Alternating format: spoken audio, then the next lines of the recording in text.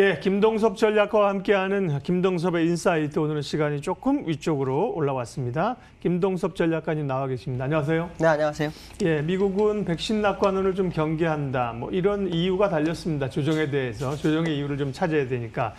그리고 손정희 회장이 최근에 뭐 몇 개월 안에 좀 불안한 요인이 있다 그러면서 자산을 현금화하고 있다. 이게 개인적으로도 굉장히 궁금한데요. 그 얘기도 준비를 하셨나요? 예, 오늘 미국 시장은 하락해서 마감을 했는데요. 새벽 4시까지는 별로 하락을 안 했어요. 마지막 한 1시간 정도 남겨놓고 주가를 끌어내렸습니다. 끌어내렸지만 일단 뭐 5일선 살짝 이탈하는 정도 선에서 이제 마감을 했어요.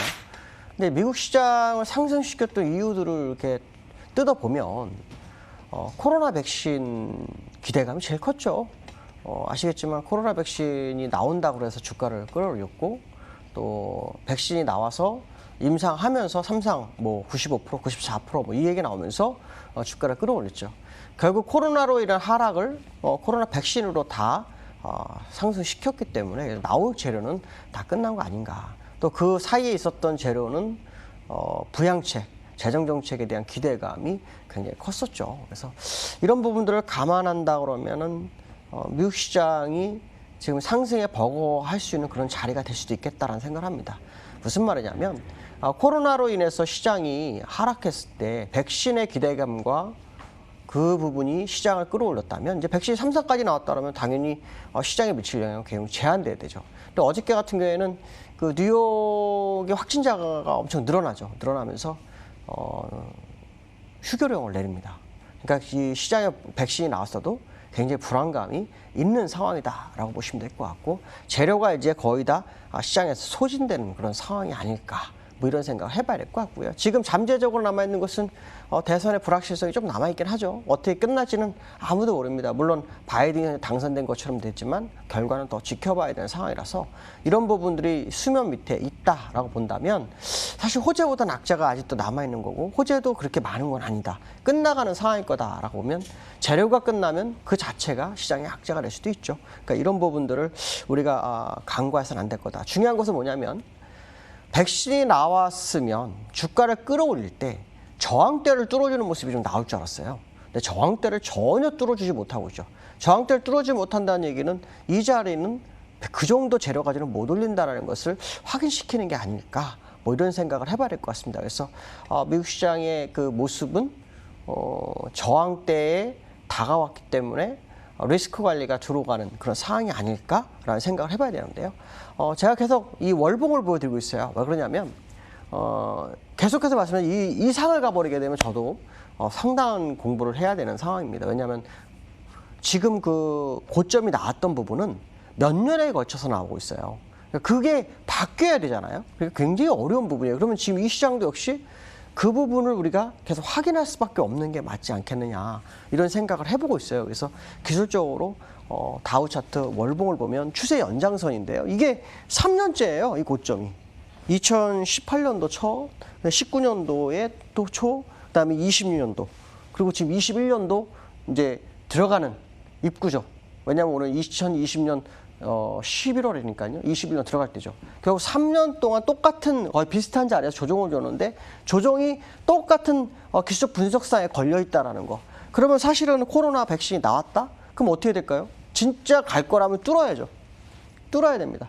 못 뚫으면 사실은 그 백신에 대한 재료도 여기까지 쓰인 거예요. 다 쓰였다라고 해석을 할 수 있죠. 백신이 나와가지고 대량 생산이 지금 쉽지 않다, 뭐 이런 얘기도 나오는데 그게 문제가 되는 건 아니죠. 그게 문제가 되는 건 아닙니다. 시장에서는 나올 만큼 다 재료 나왔다라고 판단한 거고, 새로운 재료가 나와서 뚫지 않는다면 사실 백신의 재료 가지고 뚫기 쉽지 않을 수 있다. 물론 그건 아무도 모릅니다. 결과는 좀 더 지켜봐야 되겠죠. 그러나 분명한 것은 뭐냐면, 저항대 몇 년째 그 위치에 있다라는 것은 한번 생각해 봐야 될 거다라고 말씀드릴 수 있고요. 그 다음에 이제 나스닥도 역시 마찬가지인데요. 지난번 요 화요일 날 나와서 이거 보여드렸어요. 음봉 2개가 있었다. 그리고 바로 어떻게 됐어요? 음봉 옆으로 또 하나 출회하죠. 그러니까 이 자리가 얼마나 중요한지를 나스닥도 다우도 나타냈어요. 특히 저는 이 나스닥에 되게 의미를 심장하게 보고 있어요. 왜냐하면 이 목표치가 나오기가 쉽지 않은 목표치를 주고 내려왔다가 쭉 돌렸는데, 그게 약 10년 전 파동에 걸려 있다는 거죠. 그러니까 이 의미는 상당히 크다. 이게 돌파가 된다면 정말 시장은 우리가 생각했던 새로운 영역이 올 거다. 그러나 만약 돌파가 안 된다면 지금 이 자리는 매도의 관점으로 접근하는 게 맞을 거다라는 생각을 해봐야 될 것 같습니다. 근데 재미난 거 이제 제가 이 두 가지 보다 아까 우리 앵커님께서 말씀하신 것처럼 이제 손정희 얘기를 같이 해드리려고 해요. 지난번에 미국이 조정 한번 줄 때 손정희가 그 역할을 했어요. 혹시 아시나요? 손정희가 그때 나스닥 고래 해가지고 나왔죠. 그래서 매수 옵션을 엄청 많이 샀다. 막 그래가지고 주가 갔을 때 제가 뭐라 그랬어요? 아 이거 매수자가 들통났으니까 주가는 빠질 거야. 아마 그 말씀을 제가 해드렸을 거예요. 그러니까 조금 전에 한번 들어왔었죠. 근데 지금 손정희가 갑자기 띡 유니콘 사냥 뭐 이러면서 나온 게 뭐냐면 88조 원을 현금화했대요. 투자가 88조 어마어마한 거죠. 88조 원을 그만큼 이익을 내고 나왔다는 것을 우회적으로 표현한 거고 우리는 이제 그만 멈춘 거야 라는 걸 알려준 거예요. 그러면 고래는 혼자 다니나요? 떼지어 다녀요. 그럼 손정희만 나왔을까요? 다 같이 나왔다 생각해야 되겠죠. 그러면 그들은 지금 주가가 올라갔기 때문에 못 사서 이런 뉴스를 내보냈을까요? 아닐 거라고 봐요. 우리가 생각하는 백신에 대한 지금 시장의 이슈가 이 손정희가 말한 거면 앞으로 2, 3개월 안에 조정 가능성을 얘기를 했는데 재미난 건 2, 3개월 안에 볼 수 있는 건 딱 두 가지밖에 없어요. 하나는 뭐냐면 백신이 나오는 거. 실제로 오늘 모더나 나오면 12월 중순 정도 얘기를 하고 있죠. 백신이 나왔을 때 그 문제점을 이 고래들은 알고 있던지 아니면 3개월 안에 나올 수 있는 게 뭐가 있죠? 대선 불확실성. 1월 20 며칠까지잖아요. 그렇죠? 그러니까 이 두 가지 이슈가 아니겠느냐는 생각을 이제 은연중에 저는 개인적으로 하고 있어요. 물론 답은 없어요. 답은 없어요. 그러나 3개월 안에 펼쳐질 수 있는 플랜을 보면 나올 수 있는 재료는 두 가지밖에 없다라는 거죠. 이 두 가지가 시장을 이들에 의해서 낙관론을 완전히 없애버리고 신중론이 내지 아니면 굉장히 비관론으로 가는 상황이 아닐까 뭐 이런 생각도 합니다. 물론 백신에 대한 낙관론에 대한 경계가 있다고 하지만 사실은 백신에 대한 그 하나를 찍었다면 지금 나오고는 모더나나 화이자의 문제점을 알고 있다고 해석밖에 안 되잖아요. 그렇지 않고는 적어도 어떻게 2, 3개월에 그런 하나를 찍어서 얘기해요. 제가 볼 때는 그거 외에 다른 어떤 것도 있을 거다라는 생각을 하고 있어요. 어쨌든 시장을 이끌어갔던 큰 고래들이 현금화했다고 알려준 거. 과거에도 이런 매매가 있었던 것 같아요. 워렌 버핏이 내가 이거 샀어. 그러면 그 종목 확 날아갔던 기억이 있어요. 지금 또 자기 팔아서 그 종목 빨았다는 건데 아마도 손정희도 그러한 모습을 좀 보이고 있는 것 같다. 근데 그게 과거의 사람이 아닌 현재의 시장을 움직이는 사람들이라 그러면 그들의 이 발언이 의미심장할 수 있지 않을까? 뭐 이런 생각도 해봐야 될 것 같습니다. 무슨 말이냐? 미국 시장이 아까 차트 보여드렸죠? 결정적인 위치에서 그들이 이런 말을 했다라는 거예요. 아까 말씀 나스닥 이 자리. 결정적 위치에서 이 말을 했고 현금화했다라는 거. 또 아까 다우에서도 한번 보시면 3년째 고점이 추세 연장선에 거의 걸린 자리에서 이 정도에서는 그들이 매수 옵션을 샀는데 지금은 그 매수 옵션이 현금화했다는 그 말 한마디. 그거는 시장 투심에 엄청난 영향을 미치지 않을까. 그러면 그게 어저께 뉴스가 나왔고 그게 오늘 새벽에 미국장 영향을 미친 거라면 이 이후의 미국장 모습을 또 한 번 생각해 볼 필요성이 있겠죠. 만약 이 이후에도 그 상황이 시장에 반영이 돼서 주가가 밀리는 모습이 나온다면 그들의 말은 정말 맞을 수도 있다. 어쨌든 시장 투자가들이 자기의 패를 깠다라는 건 상당히 의미가 크죠. 매수세에서 매수에 따른 그 패가 까진 것도 문제가 됐었지만 현금 들고 있다고는 이 포지션을 깐 것도 굉장히 크죠. 그렇다면 우리 투자가 입장에서는 공격적 매매가 맞겠냐라는 생각을 한번 해야 되죠. 공격적 매매를 하기 어렵죠. 큰 손이 저런 말을 하는데 저걸 믿어야 돼. 물론 음모론에 의해서 물량을 던져줘 내가 받을게 그런 의미로 일부러 했다고 할 수도 있겠죠. 하지만 기간을 설정한 것도 그렇고 시장 상황의 위치상으로 봤을 때도 그렇고 저거는 진짜일 수 있겠다는 생각이 저는 드는 거예요. 현금화를 정말 한 거가 맞을 수도 있겠다. 그러니까 음모론적인 게 아니라 진실된 거를 알려준 시그널일 수도 있겠다라는 생각을 한번 해봐야 될 것 같습니다. 이제 세 번째로는요. 국내장이 지금 2,500 안착 시도를 하고 있어요. 안착 시도를 하고 있는데 요 근래에 혹시 뉴스 이슈화가 많이 안 됐지만 코로나가 300명 넘어서기 시작했어요. 이게 좀 특이합니다. 그전에는 200명만 돼도 시장을 흔들었어요. 300명이 넘기 시작했다. 이게 지금 시장에 악재를 안 나온 것 같아요. 그럼 오늘 금요일이니까 이번 주말 만약에 300명, 400명까지 가버리게 되면 다음 주에는 이거 영향 미치지 않을까라는 생각이 들어요.